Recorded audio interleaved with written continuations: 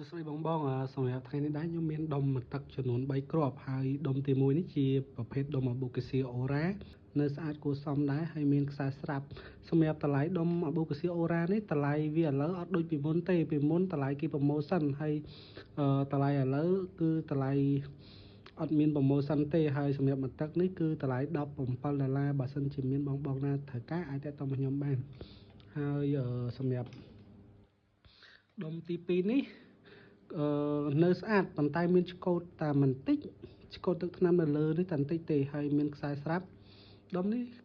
នៅស្អាតក៏ខ្ទង់ម៉ាស៊ីនវា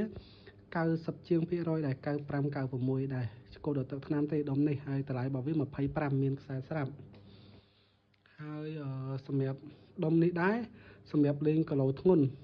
ហើយសម្រាប់ដុំនេះយកទៅវាយសមុទ្រយកទៅស្ទូចយកទៅបបក់ត្រីធំក៏ល្អដែរហើយសម្រាប់ដុំនេះ